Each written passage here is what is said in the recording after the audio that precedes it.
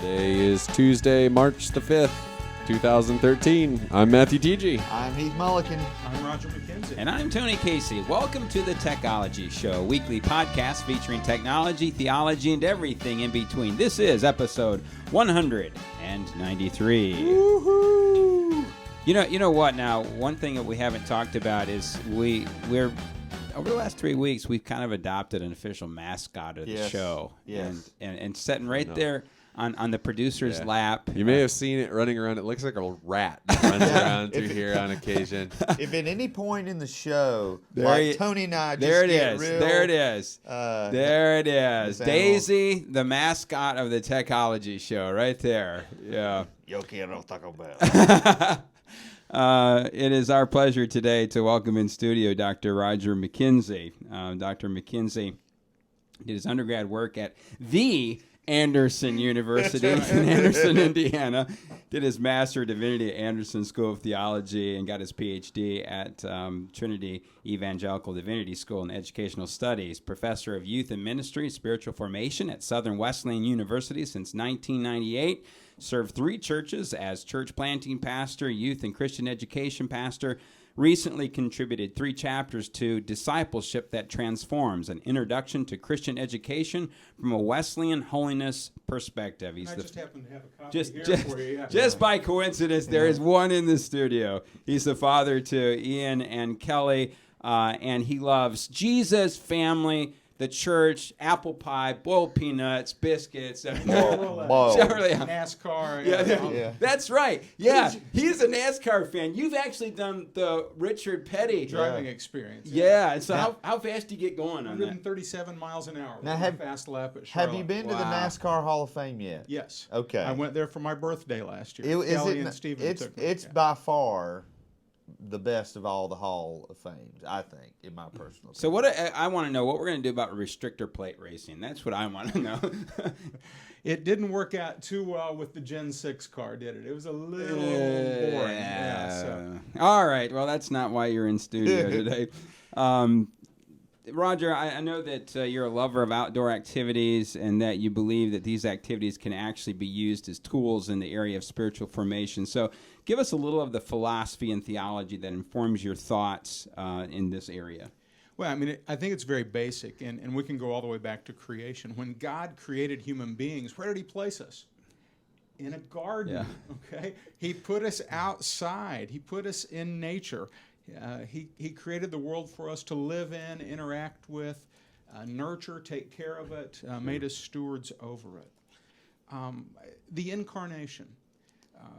When Jesus came, he set the example for spending time in the wilderness, for embracing solitude, for doing life with his disciples, sometimes retreating from them into the wilderness, but oftentimes taking them with him to the wilderness just to be away with them, to nurture them, to invest in them. Wilderness allows us to focus on the ministry of presence. In the wilderness, we lose distractions. You're the technology show, so I shouldn't come here and sound like a Luddite, probably. but there's something about being wired 24/7 that you can get away from in the wilderness, and it seems to me that that's really spiritually healthy. Yeah, we had a video clip, I don't know, probably about 6 months to a year ago. It's by Dr. Sherry Turkle, psychologist, and she was a big proponent of the internet and the budding social media back in the late 90s. And now her most recent book is saying, my studies are making me put the brakes on a little bit because she said we're losing solitude. And this is the quick and dirty on her research, but she says the problem with that is that we don't it's during solitude that we authentically get to know ourselves. Absolutely. And, the generation that's coming up now, the technology that is new to us and novel, and I can take it or leave it, they've never lived without it. So setting it aside, putting it behind for them is quite a different thing than it is for us to say, I think I can take a Sabbath from this. There's actually a group called Sabbath Manifesto. Every year they do the National Day of Unplugging, and they actually have an app that you can go in and it will text Oh, you. It'll really? send you a reminder on your phone. Hey, it's time to unplug. So I need an app to shut my phone That's off. right. Who knew? I saw a guy. We were talking about this on Twitter yesterday, and the guy said, "You need an app that just bricks your phone for a day. That won't That's work at fun. all." But I took a couple of my accountability group members from SWU out into the wilderness a little over a year ago, and as they were, when they went to their tent for the evening, I could hear them talking to each other, and I'm over in my hammock, and I've got I don't typically take any technology with them. So as I go to sleep that night, I'm praying for them, and there's something that seems to me that's incredibly healthy about that. Yeah. Epistemology is another of the foundations. It seems to me that when we do experiences, when we do experiential learning, we create or we embrace in a more Hebrew way of knowing. Yeah. And much of the time, we live in a world that's so influenced by Greek ways of knowing. It's almost like in Western culture, we've become Gnostics, as if knowledge, apart from being and doing, there's something magical about it. Well, there's not. Yeah. That's antithetical mostly to the gospel. Yeah, So. it's interesting. One of my areas of interest has been race in the church, multicultural, worshiping with other people, and I'm beginning. My theory is this: that there are, with this whole thing of integration in the church, multicultural, that there are aspects of this that we will not learn. You cannot learn them.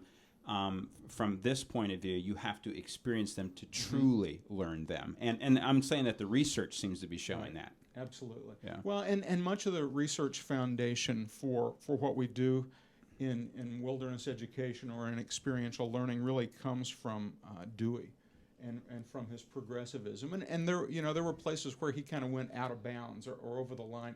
But, much of what he said and taught was really pretty solid, and it's very good. And I really like Thomas Groom and kind of the way that he's talked about praxis approaches to learning. And I think that in his book, Christian Religious Education, he lays that out pretty well. And, the opportunity to have intentional experiences that we plan, that we do together in community, that we reflect on, that it gives the opportunity for a teacher or guide to bring the story of the gospel in so that we can reshape and get a more authentic picture of what the gospel is supposed to be. I think is very powerful, and I think fits really nicely with experiential wilderness kinds of learning. You talked about going out with your accountability group. Talk about some of the other activities that you have led or been a part of and the impact that it's had on some of the participants. Well, some of them have been really simple. Not far from here is Asbury Hills United Methodist Camp, and I took a group of students up there just for a day trip from Southern Wesleyan. This group was in my Camps and Retreats class, and they have a 50-foot alpine tower there. I don't know if you've been there, but Right. 50 feet's a pretty tall high ropes element. Yeah. And I had one student several of my students went up, but one student that was one of the first ones went up there, and he climbed right up. A strong, athletic guy. He was wearing really tight jeans. It was funny to watch him try to climb, but that's not. It didn't have a lot to do with the main point of the story. But Really? Just a sideline. So he gets up on this alpine tower. He's 50 feet up. He feels really good about what he's accomplished climbing up there, maybe facing a little bit of a fear with the height, and all that. And then the instructor said, okay, what we want you to do is to scoot out to the center and just kind of slip over the edge, and we'll belay you down. Mm-hmm. So all of a sudden now we've gone from him taking himself to the top of this tower to having to trust his belayer, his equipment, the knot, the carabiner. Yeah. And when he gets back down to the ground, we didn't do it in that instance, but what a great time to talk about faith. Yeah. We talk about faith in the abstract all the time, that my salvation is in Jesus Christ. Well, we don't even really know what it means to think about faith sometimes until you put yourself in that kind of a situation where you have to depend on someone else. So you created an experience where they experience faith. That's right. And the belayer, now I'm not familiar with the language. The belayer are those who are lowering. Yes. Okay. Yes. Right. Yeah. Another one is the SWOOP experience. SWOOP is the Southern Wesleyan Outdoor Orientation Program. It is a 4-day, 3-night, 33-mile wilderness backpacking experience. Whoa, nice. on the Foothills Trail. Foothills Beautiful. Trail is just a few miles from where we are right now in northern Pickens and Oconee counties. Meanders a little bit into North Carolina on the north side of Lake Jocassee, but SWOOP is hard.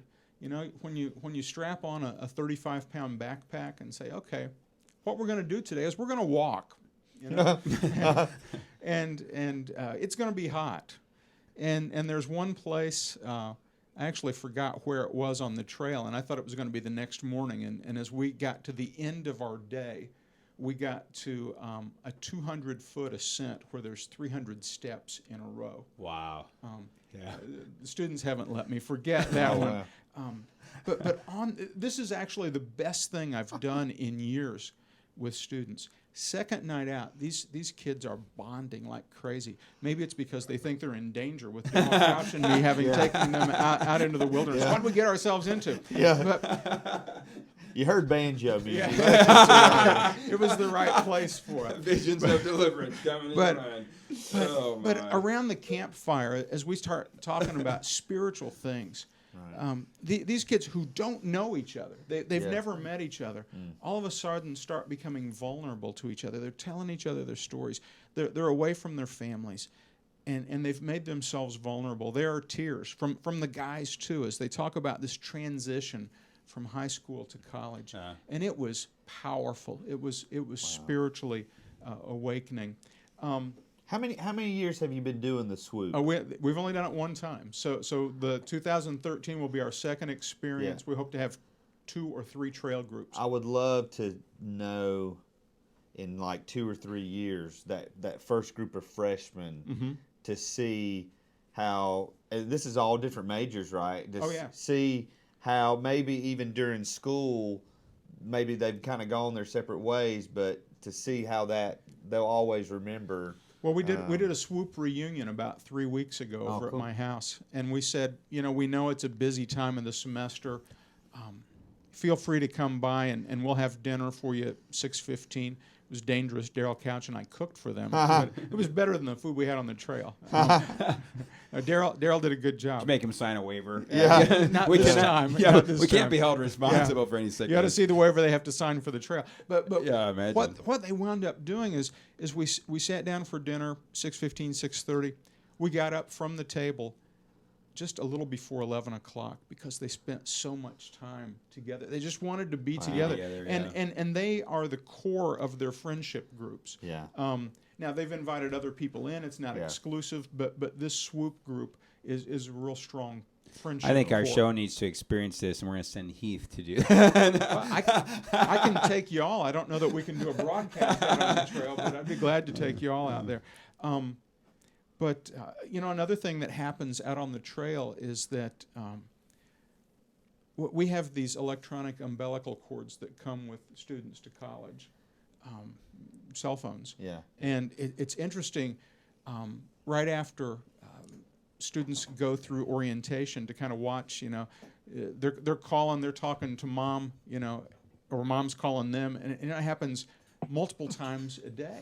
And that's not necessarily, well, I think that's too much. It's not necessarily bad, but that's too much because they aren't really making this transition to becoming more independent. Right. And we take them out on the trail for 4 days, and actually it was interesting. At one spot on the trail, I don't tell students they can't take their phones. I just tell them that they're carrying them for no reasons because they're adding weight to their pack. Yeah. And it's not, girl found one spot where she got a little bit of reception, was texting with her mother, and it was, you could see the withdrawal she was going through, but to take that break from the technology was really healthy. It caused them to be fully present where they were rather than doing what we do so often, which is to use technology to be somewhere else. Keith Drury, he and his wife, for their honeymoon, they did the Appalachian Trail. It took the whole summer to do it. And he said just a few days in, they were very discouraged. They'd been rained on. They had blisters. And he said, Sharon and I sat down and we said, we are either going to have to lighten our load or we're going to have to abandon this. And he said it was surprising once that became our focus. He said we got rid of half the weight that we were carrying. He said it became so important to us that he said we had our guide, and when we were past a particular, we would tear the page and burn it that night in the campfire. And he said, for me, there all of a sudden was this spiritual connection that, wow, you know, what's some of the baggage in life that I am carrying, and I haven't committed to the Lord, and I'm carrying this, and it's weighing me down when I just need to get rid of it. It's like that scene in The Mission when Robert De Niro's carrying all the, just all the stuff on his back, and he gets to where they're almost at the village, and the Indians just kind of look at him, and they're like, "This is insane," and they cut it off just because they think he's crazy trying to carry all that stuff, and there's that sense of relief he had on his face. You know, one of the questions I sent to you yesterday, Roger, and I think is even more relevant now that you've said what you have. Do you think that there are certain aspects of spiritual life that open up in that kind of a setting that just otherwise aren't going to be tapped? Yeah, I really do, and I think one of them is real simple, and it's just this discovery about nature. And sometimes, you know, you think about what we do. Even think about youth camp, and I love youth camp, and I've led youth camps. And one of the things that I've been guilty of at youth camp is using nature for a backdrop rather than interacting with nature. You know, God created nature, and we say, "Oh, that's nice. There's God's creation. There it is. Take a picture of it." Yeah. So, you know, and I've been impressed with what I've seen. For example, the South Carolina District Camp is doing more. They're doing more hiking during the day. I took students kayaking at camp last year. So we were out. We were doing more with nature. I'd love to see us maybe do a camp sometime where, you know, maybe we did a section of the Foothills Trail. Maybe with you know, high school students or something like that. We could take small groups and do that kind of thing. Or maybe just while they're at camp, allow students to sign up for an overnight experience. That would take them. You know, part of the danger here, I say danger, that's it's too strong of a word, but some people would look at like the kayaking that you do at family camp, and some wouldn't get that. In other words, their whole perception is, oh, they're going out for some recreation. They would never put that in a spiritual category. Right. Yeah. That's, you know, this is other than, you know, the important spiritual stuff that we're doing. When in fact, I mean, your whole thrust here is to say, no, wait a minute, this can be a very spiritual experience. Right. Yeah. Well, I mean, recreation and recreation are very close in terms of, I think, even the etymology of the word. You know. Yeah. So, I was in a discussion group. It was at Ted's where you attended as well, and Dr. Jim Moore broke the class down, and we were talking. It was a philosophy class, and so, you know, we had been dealing all week with kind of these three main categories of philosophy: metaphysics, epistemology, axiology. And in axiology, you get to aesthetics. You know, is there such thing as true beauty, you know, inherent beauty, or is it the old adage, beauty's in the eye of the beholder? We bring the meaning to it. And you can imagine there were some, I mean, I don't consider myself one of them. There were some strong intellectual people, and really we're going nowhere, going back and forth. Sure. The debate, the class was split up, and then there was one guy, he'd come out of the Coptic church in Egypt, and he says, no, wait a minute, and he was arguing for inherent beauty, and he talks about a scene at the Himalaya mountains. And he said, my guess is, he said, I would contend that I can take anyone in the world, blindfold them, bring them to that spot, and take the blindfold off, and that there will be a physical reaction to what they see. He said there will be something in that will go, wow. right. And I mean, he captured the class at that moment. Everyone was like, that's a good point. Right. Yeah. Absolutely. And, you know, as we embrace nature, as we embrace God's good creation, I think one of the things that happens to people is that they begin to look at this and say, you know, we do need to be stewards of this. We do need to care for creation. You know, whether or not you want to laugh at tree huggers, you know, that's okay. But there's a sense in which if this is God's good creation that He's entrusted to us to be stewards, shouldn't there be some places in the world that we leave just as God created it? Yeah. So the only way to see it maybe is by strapping on a pack and going. Yeah. Very good. Roger, maybe there's somebody listening today or watching the show later. What would you say to somebody who wants to start an active ministry like this in their church? What are some resources that you would recommend to them?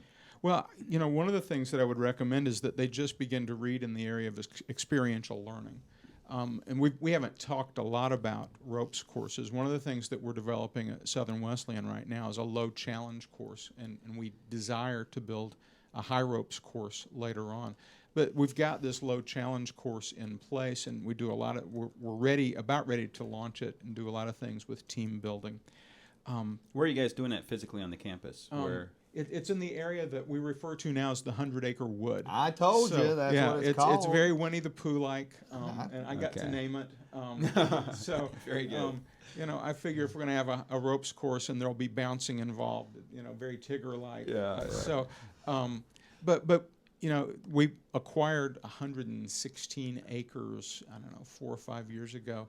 And at first it was like, we don't need more property. But, it was bought to be kind of a buffer. And then all of a sudden I went out there and I saw what we have. Yeah.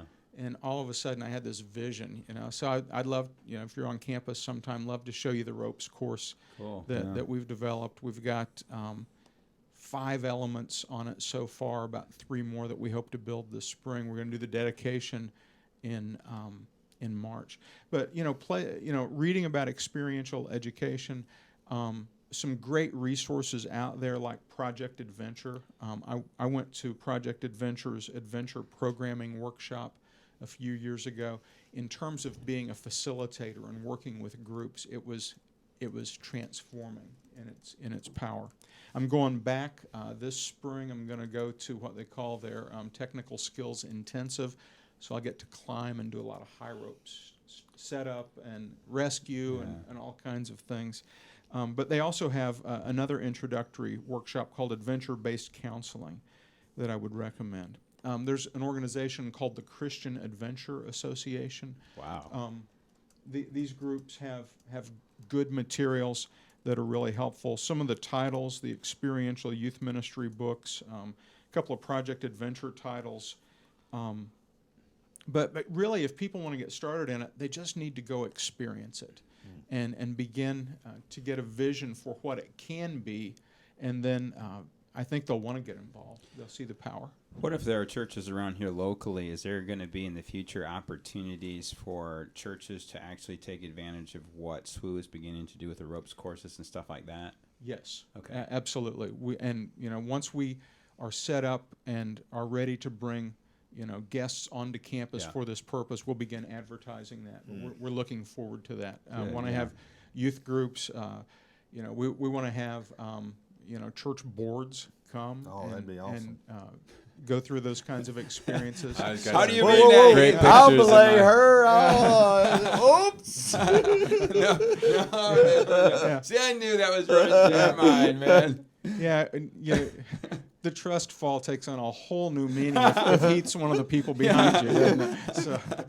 The Techology Show will not be going out to the ropes course with Heath. We're just not doing it. I wanted to just tap you today on the issue of spiritual formation. So I want to kind of back away a little bit and look at this generally. In the church, we pay a good amount of lip service to spiritual formation, and the church is constantly challenged at this point. In my own anecdotal experience, in my experience as an assistant district superintendent, it just doesn't take long for spiritual formation to just take a back seat. And many times, even after we've made intentional commitments before long. What are some of your thoughts, observations in this area? We're struggling in this area. I mean, I have a doctorate in this. You're on your way to one, and the church is struggling in this area. And, I look at what's happening and not happening, and I look at our efforts, and sometimes you're right, we ramp them up, and then we get, we're not excited about what's happening. We don't get the response we want. it seems like we've become pretty haphazard at times, and I'm reminded of what Ted Ward said a lot of years ago, that too often Christian education is neither. Yeah. And it seems to me that we're living that out too often. In many places, Sunday schools become less viable, but we haven't figured out what kind of regular, intentional Bible study that's systematic we should replace Sunday school with. Yeah. We've got churches and pastors who think that it's just enough if the pastor does good teaching on Sunday morning. Yeah. And we know that that's not enough, Right. that there has to be more. Yeah. Some churches, what they do is if they have small groups, they rehash the sermon. Well, I'm sure the sermon was good, but they need more than that. Yeah. One of the things that I think is lacking, and I read this from a couple of folks recently, is that we have lost the Christian education generalist in the local church. We have replaced the Christian education generalist, the minister of Christian education, with specialists at every age level. Yeah. Yeah. And I think the specialists at every age level is a good thing. Children's pastor, youth pastor, young adult pastor, senior adult pastor, whatever you've got. I think those are good. But we don't have the one person who's looking at the whole sweep of things. Oh, yeah. And when we do that, we are setting ourselves up to create unintentional gaps, to have contending philosophies that really don't mesh. Right. And I had an opportunity to teach Christian education at Flame, a denominational thing. did you use this book? No, I did not. Well, let me recommend it to you. Yes. And one of the things that I talked about was this whole thing: to what extent are you coordinated? If you want to boil this down, really, I said, let's get really simple. Christian education is trying to get people to live Christianly, that this is actually lived out in their lives.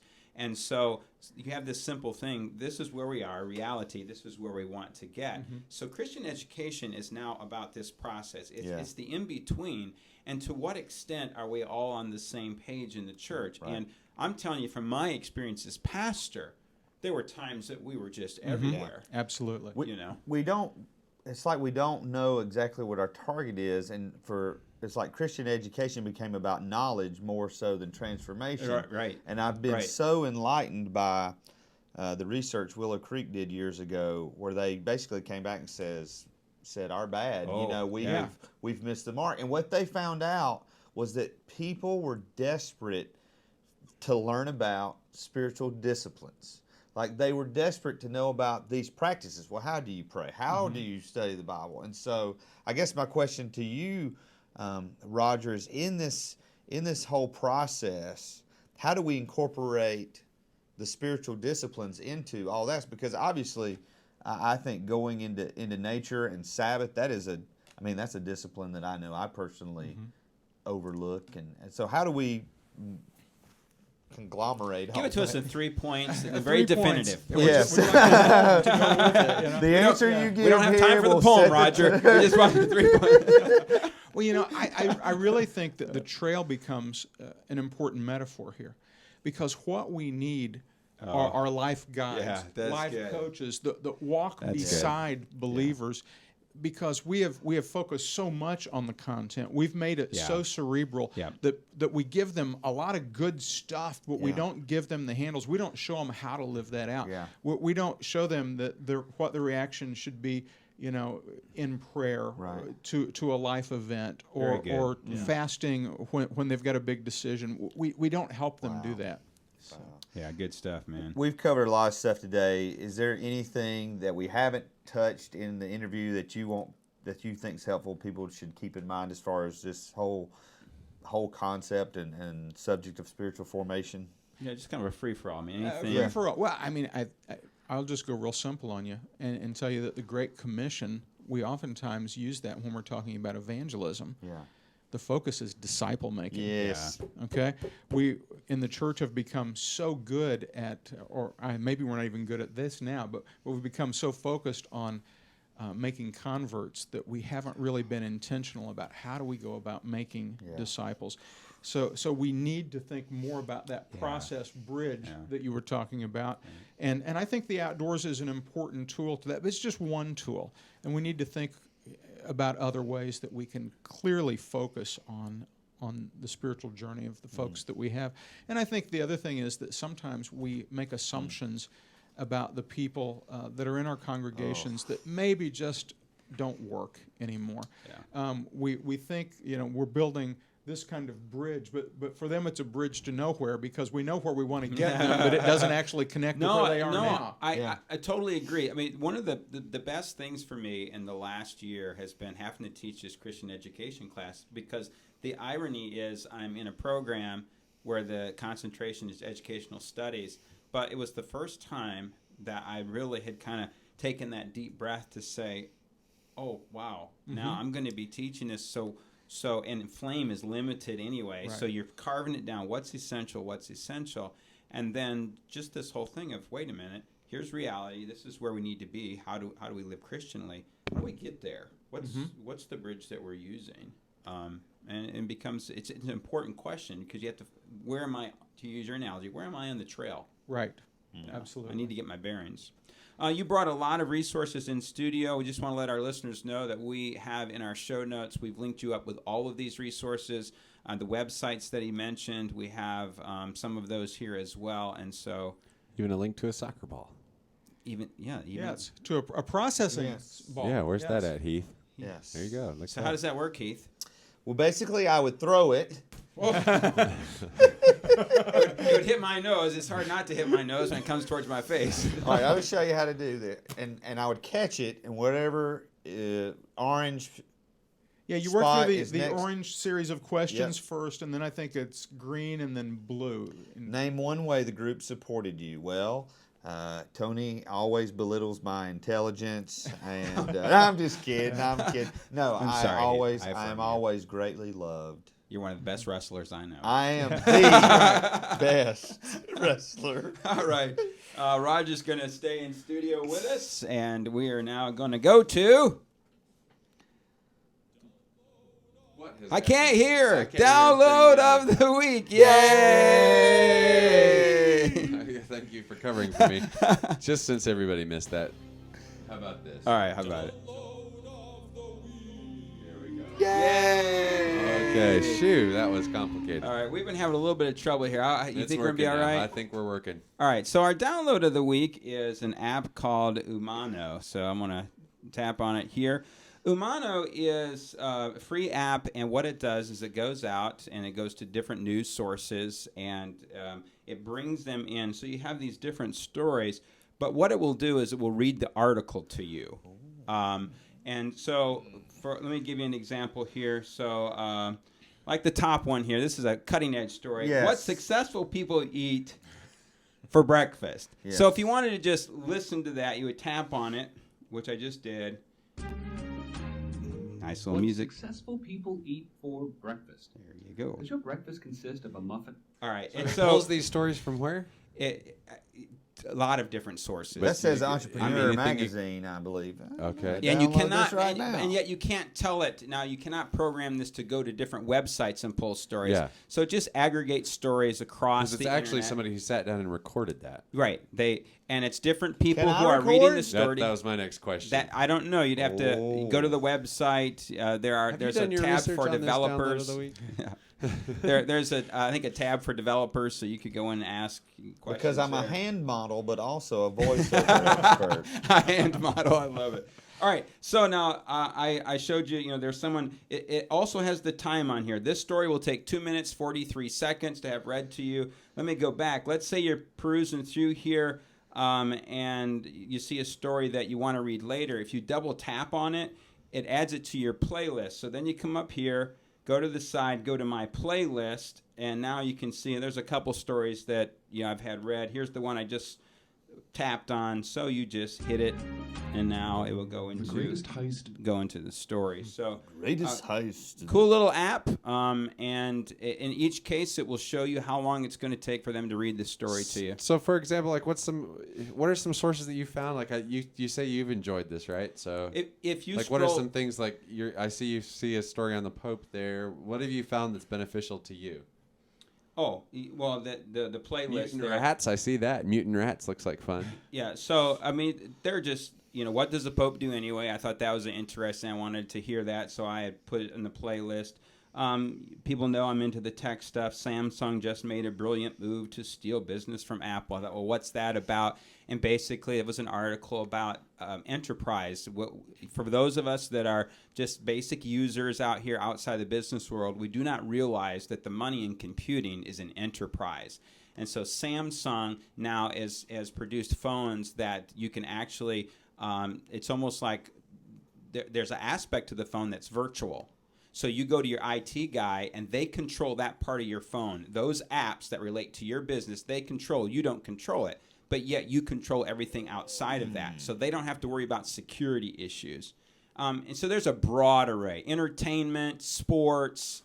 It looks like to me that this is a actual publishing platform for companies to use. So it's not like LibriVox, where there's a article or a book that somebody's read and then you download. It looks like Business Insider, like for this one, the Samsung just made a brilliant move to steal business from Apple that you got shown up there.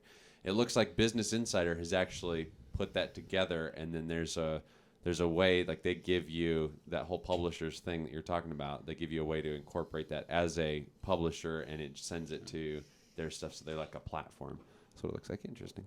Yeah, again, free app. So free, that's our favorite kind here at the Technology Show. We like free. Listen, we also want to talk a little bit about YouTube. We talk up, I mean, YouVersion, excuse me. YouTube's a video site. Yes. You go there, you see cat videos. Here we are. Yeah. YouVersion, we've talked this app up a lot, and Tej, you were just saying this morning that in their latest update, there have been some things that are really encouraging. Yeah, so we talked about how the iPhone 5 and all that, they hadn't like built it out for that screen, but the reasoning was that they couldn't because it would drop off older device users. And talking about the hundreds of people, so like if I sell to Gazelle, something like that, sell back my phone, they're going to resell it, probably not here in the States, but to a third world country. And so you've got people who are having access to the Bible on these older devices. While they've updated it for that, I'd love to know, what happened if they're still able to push that to, an older device or not. But they've also been heavily invested in a series that the History Channel is doing called The Bible. I haven't gotten to watch it. I've heard from one person who saw the bit Sunday night on it. 14.8 million viewers. Wow. Okay. Yeah. Not quite as many as us, but they did quite well. But they, let's see if I can find it here. They also published a commercial, and I meant to cue this up. Let me see if I can get it going here. That they aired during the first national for the commercial. Bible during the Bible. Here we go. Here it is. Very good. Let's there, see if I Heath. can get it going. See what I did there? You bring the great commentary. This is the Bible. It's more than something you read, although you can do that too. But now it can also read to you, show you timeless stories in a whole new way, or even help you share what you've learned with someone you know. Read, listen, watch, share. Now you can do all of that and more, because now the Bible is an app.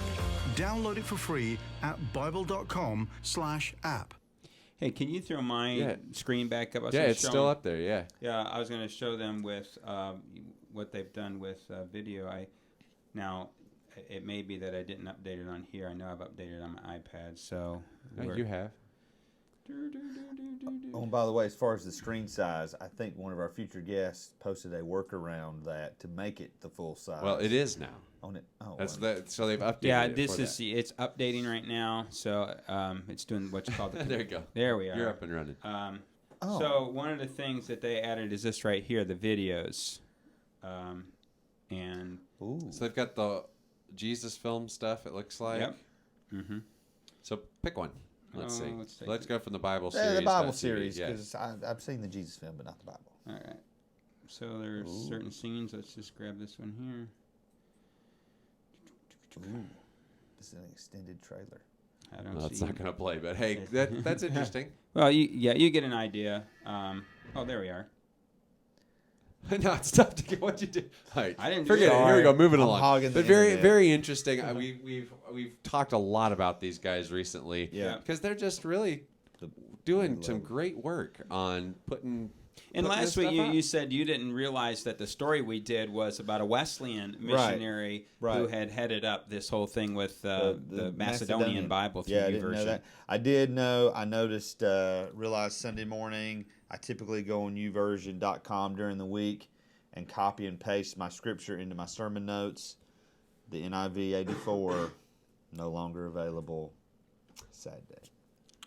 They had the TNIV, the NIV, and the NIV 84, but I guess they've consolidated. You know, all because those. of YouVersion, I have become a huge New Living Translation fan. So I didn't hardly ever use that, but it's a default with like the Bible reading program I used last year, and have really come to appreciate the New Living Translation. And they've got the narration on that. So Right. It's really great. I've actually been using that as my primary text on Sunday mornings, because what I'm finding is we came out of one of our small groups that was meeting, our ladies group, and for that thing they were using that and the Message, and there was this feedback that I was getting from my wife and others who were part of that group saying, this has been the most real that the Bible's ever spoken to me before. And all of a sudden this light bulb goes off in my mind as I've been using kind of a higher church version, like a little bit more difficult and English Standard Version is what I'd been using from the pulpit. And I was like,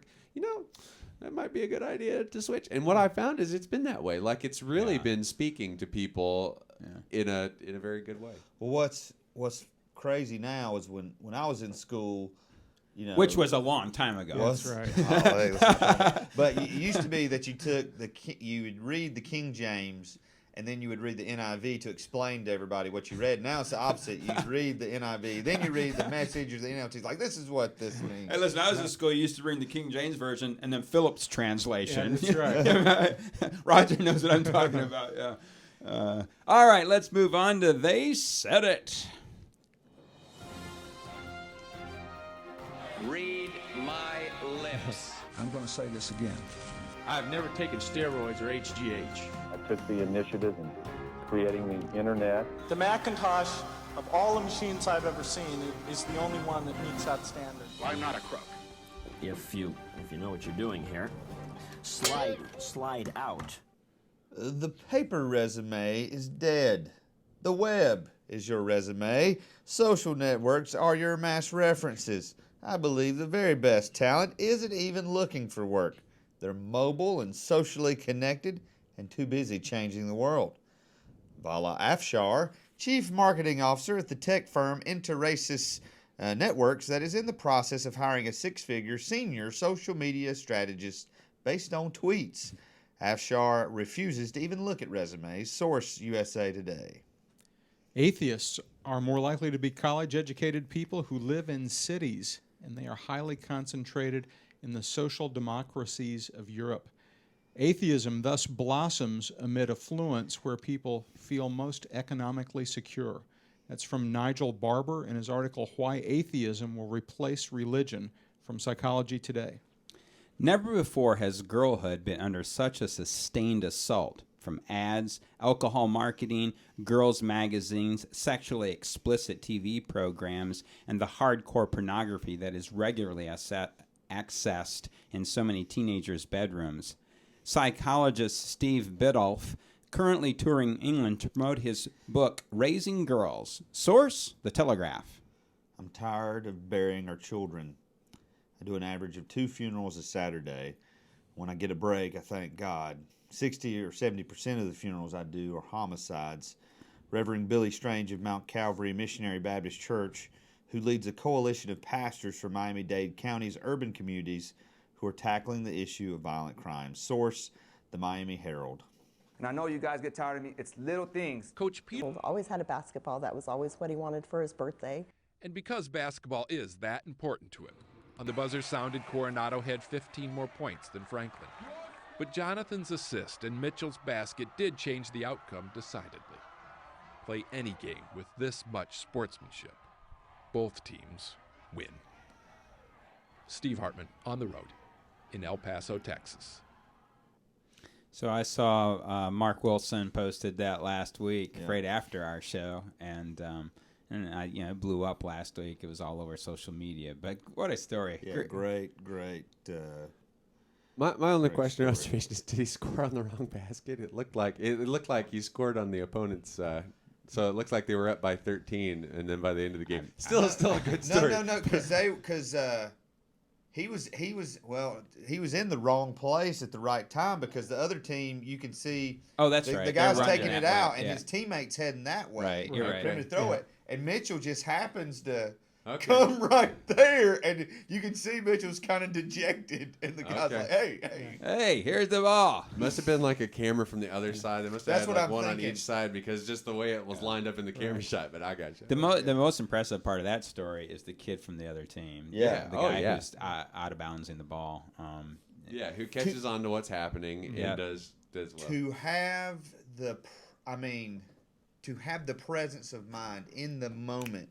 Because if you've ever played sports, things are moving so fast you don't really know. But in that presence, to realize the moment and to choose to that moment, that was really cool. That was really cool. All right, let's kick around some of these other stories. I guess we can kind of work our way up. This story out of Dade County in Florida, I had no idea. Right. I mean, it's not like I'm stupid about inner city and some of the issues that the inner city faces with violence and things of that nature. I guess I'm most familiar with Chicago because I grew up 2 hours from there, and I, in recent months have been going to school there and stuff. So I'm well aware of some of the problems there. But, I mean, this guy is talking about, this pastor, a couple of funerals a week. Yeah. Mm-hmm. And it's homicide related. Yeah. I actually was encouraged by the story. It is a group of a lot of African American pastors, but others as well, who are saying we're going to take responsibility for this. Yeah. We're going to create a coalition, and we're taking this as part of what God's calling us to do. Yeah. Which I think is it's biblical. I mean, it's the redemptive approach. I think that gets to the heart of what everything Roger's been talking with us about today is we've done a real good job sometimes of bringing people in and maybe converting them, but not moving them along in their faith. I mean, and we would see this story. We would see, there's a great need for the transforming power of the Holy Spirit in these lives, and just bringing them to church on Sunday ain't going to cut it. What are we doing to deeply impact? I know a lady that works here in the upstate, and she's in a predominantly very economically depressed area. These kids are coming. Many of the kids that she teaches are coming out of single-parent homes. To give you an example, her daughter teaches a similar class, and there are 105 students. So I don't know what the potential for parents would be, in terms of parents-teachers conference day. But when that day came, she had one parent that showed up. Mm-hmm. And one of the things that there is a problem is this issue of gangs. And so I said to Wanda, help me understand here a little bit. And she said, this is not hard to understand. It's a place for them to belong. Yeah. Right. Yeah. It's a social plug-in. And that's where they're affirmed. And part of what she's doing, she's in a program that's trying to rescue kids, keep them in school. And so you have to create a whole different atmosphere and of what is good, what's bad, and affirm them at a totally different level than what they're being affirmed right now. And that starts really young in life. My daughter, Kelly, teaches in a kind of a rural school just outside of Winston-Salem, North Carolina. She teaches 5th grade. And the kids there are already beginning to have contact with gangs. Yeah. Wow. Yeah. It's a very young age. All right, here. What other stories we got here? The story out of the Telegraph, very, very sad story. There was a 13-year-old in England, and she had been constantly pressured by one young man for sexual favors. She finally gives in, only to find out that he's taped it. And now he's taken this video, passed it out in school. She's so humiliated that she commits suicide. And one of the psychologists there in England, psychologist Steve Biddulph, who's written a book, Raising Girls, begins to weigh in on this, to say that the pressure that young girls are feeling in our culture today, Western culture, is tremendous. And he uses this as an example of that. It's a pretty shocking article. Mess you up pretty good. And he at one point in the quote, he talks about what teenagers are viewing behind closed doors on the internet. And in our pre-show today, I was talking with you that we used to talk about pornography as predominantly a male issue. Yeah. Well, how many studies have we already referenced on our show that's showing that is changing at a very rapid pace, that it's quickly becoming a female issue as well. And I think without exception, every source says that the internet has a lot to do with this. Oh, yeah, absolutely. All right. Nothing else to be said there? There's all kinds to be said. Yes. Yeah. How do you unpack it all? Well, I mean, and also, I mean, it's you get into issues of what does it mean. These are issues of womanhood. They're issues of sexuality, the appropriateness of sexuality within the culture. And to what extent, some people, their first reaction is, well, we need to do more education. Are there times education's a problem? I have no doubt that sometimes that's a problem. Right. But then we come to the table and we say, yeah, there's education, but then there's also the idea of creation, and that perhaps there's another agenda that needs to come into this. Yeah. That there's kind of a creation aspect to sexuality. The church has got to reinsert itself back into the sex discussion. Like for so long, it was just such a taboo subject. I thought that, So how does the church do that, though? So now I'll press we got to get bold on it. Right. I thought you've got to be bold enough to share stuff like this and say, no, sex is a spiritual thing. Yeah. It's a spiritual thing, and it's intended to be so. I mean, as you read Genesis, all throughout Scripture, it is a spiritual thing that directly correlates back to God and His creation and the way that He loves us, and it's all tied in there. And we've become a culture that treats sex as if it's not a spiritual thing. It's we've removed it from the category of moral. Right. It's it's there, and dogs do it, squirrels do it, humans do it. I mean, right. Right. No, that's my point when I say we've taken it out of a moral category. By and large, I know that's a broad statement, but but I think about my growing up experience in the church and the conversations, and they were non-existent. I mean, what do you say growing up in the church? What did the church have to say about this? Sex is bad. Save it for the one you love. Sex is dirty and disgusting. Do it with the I thought that Mark and Grace Driscoll's book last year, I think it's Real Marriage. I thought it addressed a lot of it's not a perfect book by any means, but it does address a lot of sexual issues in a way that I'd never seen addressed in a Christian book. I think a lot of this goes back, this story before about atheism. Well, I mean, that's a lot of it. There's this worldview. I mean, if your worldview is survival of the fittest, you dehumanize humans, and when you dehumanize people, they just become objects, and that is essentially the root of pornography. Now this comes back. I wonder if you could find real quick, TG, the G.K. Chesterton quote. Oh yeah. Because I love this quote because it gets to the tension here that that Heath is getting to on this issue. Worldview certainly has much to do with this. Where I start out, what informs me in my worldview is going to inform every aspect of my life, and sexuality is certainly not. I remember Bertrand Russell, the great atheist, the guy was brilliant from the last century. He had been married several times, and he had no qualms just divorcing his wives. And someone said, "Well, how can you just do that?" And his response, and this is a paraphrase, but his response was, Well, I mean, it's just like, I mean, you have a car, you like it for a while, and when you're done, you don't like it anymore, you get rid of it, Yep.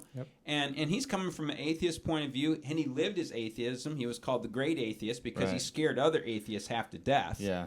Especially in his debate with Lord Copleston, where he basically admits that there is no moral law. I mean, there's no universal moral law, that we are a moral law unto ourselves. And so worldview certainly plays into it.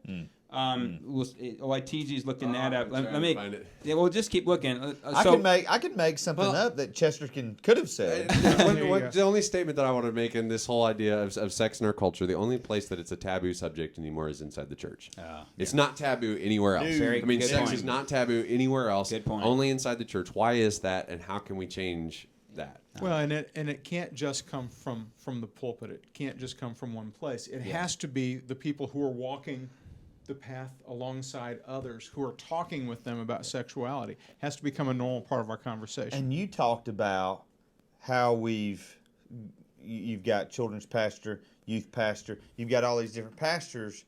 You can send 100 different messages. What we've got to do as churches is at every level of our ministry, this is what we're teaching our children about sex. This is what we're teaching our youth about sex, our young adults, our married adults. That there is this unified front, and not on the defense, but on the offense of taking back that ground of people's minds. Yeah. So. All right, you ready?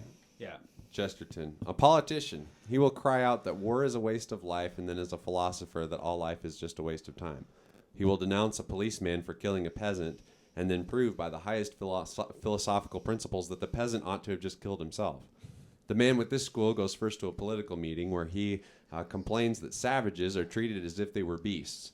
Then he takes his hat and umbrella and goes on to a scientific meeting where he proves that they are practically beasts. Yeah. I mean, there's this tension here. Wow. Yeah, the one side's not being informed. By the way, when he talked about what you said, it reminded me of something I wanted to say during the time, and that is Dr. Melinda Denton. We've talked about her before, you and I have. But she, in her recent research, is talking about not doing away with specialized ministries in the church, but she said the realization that we have to bring the generations together. Yeah. Absolutely. Yeah, that is not good in evangelicalism. And she said we've been doing this for half a century now, pretty close. And some of the research out there, it's not her research, but other research that she's informed by is saying this has not been good, because what we do is they have all these groups doing their own thing, and they're not being informed. We don't have younger ones with older ones with younger ones. Well, I think about what happens in the life cycle of a kid who comes to church. They come to church the first time, we stick them in the nursery so they don't cry. Then we put them in children's church. And then when they get to be adolescents, maybe they come to church, but we tell them that the really cool thing to go to is the youth meeting. And then when they graduate from high school, we're surprised that they're not interested in church. Right. Yeah. Oh. Yeah. Oh, man. Hey, this, I think we were going to talk about this first story. I love it. Your Twitter resume? Yeah. Yeah. You can actually go back now. Matter of fact, there was a Twitter account that I just deleted, but I downloaded my... your own... No, I downloaded my archive, and I think this is absolutely right. I think as a... I don't buy it. I think this guy's into technology, and so he's doing it. I don't think that Twitter, that your social... I think employers are looking at your social stuff, but they're not going to... But I think, okay, you could show me something on a resume that said, hey, I worked at such and such a place. Well, I go on your Facebook and see how much you hated it and you badmouthed your boss. And okay, sure. So I'm not saying that. I agree. So I don't know. It definitely is an enhancement. I don't know that it. But this guy's saying, I mean, he's saying, I'm not looking at a resume. I'm just looking at the tweets.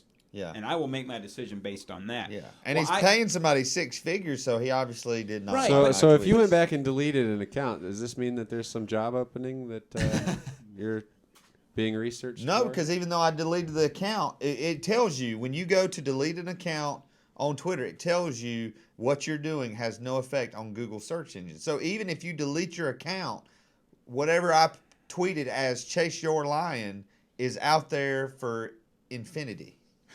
Well, in this quote here, out of USA Today, this is a guy who's hiring someone for the senior social media strategist. So I understand why he's looking at Twitter, but I'm telling you that the manager down here at Wendy's is going to take an application at the Dan Floss over in Easley, which is a corporation. They're going to look at a resume. They're not going to go to Twitter.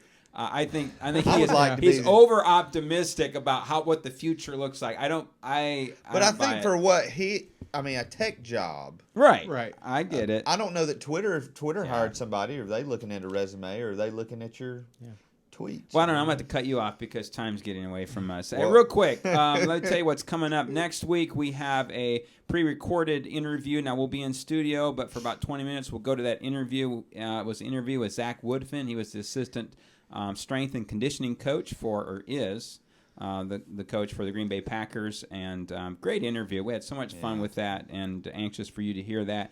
And then the week after, Russ Gonzalez will join us via Skype. He works at our general headquarters and really oversees education for the whole denomination.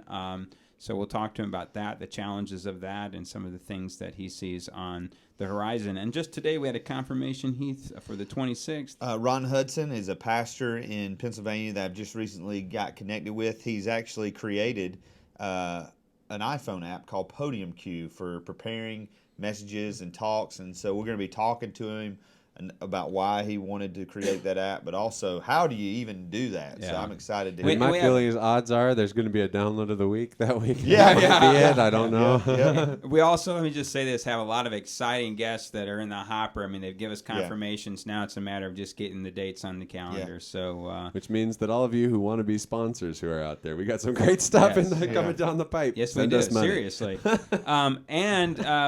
Not too far in our future, the 200th episode of the Technology Show. That's so on that day, Steve Stanley is going to come back in studio, and we might get some other guests to join us just briefly, and just no interviews, just going to have fun that day, and maybe reminisce a little bit and talk about those stellar podcasts that we first had. We might need to pull some stuff from episode 1. No, what we'll do is we'll delete them on air. That way. And we've got a great promo video that is being prepared for that from headquarters. Yeah, that's right. From headquarters. That's all I'm gonna say.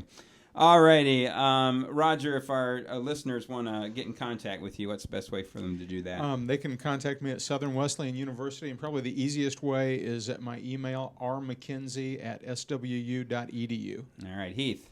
HeathMullican.com. I have confirmed it. I am the only one in the world. So there you go. What if our listeners want to get a hold of Daisy? Well, I was going to say, you're going to get a hold of me. I'll be lint rolling the hair off my face from this dog. So just come find me. Yeah, I'm at Twitter at AKC64.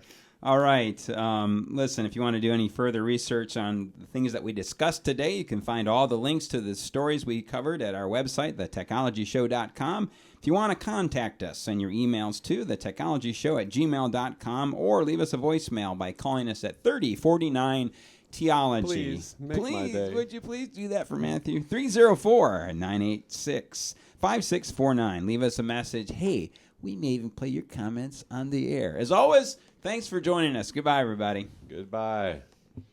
Adios. All right, sing the Buffalo song, Heath. One day the guy on the buffalo. Which one you want? Which one you want? I got episode 2 and episode 3 finale part 1. What do you want, Heath? What do you want? Those are the 2 I can queue up right now. Do 2. I know it off. I know it the best. Here we go. All of them. No, I haven't.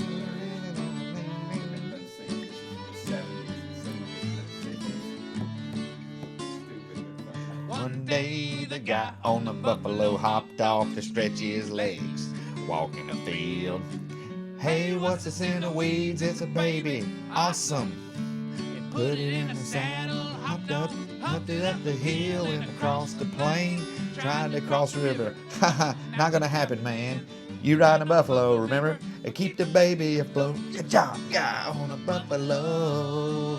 Gotta find your friend. She's barren, guy on a buffalo. Hey, you want this baby? It's cheaper than adoption on a buffalo. Gotta moving on my buffalo. Got on a buffalo. One day the guy on a buffalo walked off to do some hunting. This is my best buffalo. No, don't do it, man. Got two buffalo eat you, just a deer. And only the buffalo had. Dude, my kids know all the words. I mean, we listen to this on the way to school. That's a real boost to their Yeah. educational experience. Yes. Well, we're talking about the frontier. Problem. For the buffalo, punch that cougar in the face. Can't.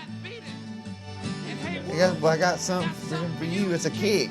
Only one wolf was hurt. Yeah. We actually tracked this guy down. Oh yeah. And we keep talking about we're going to try to have him on the show, but 200th episode. I keep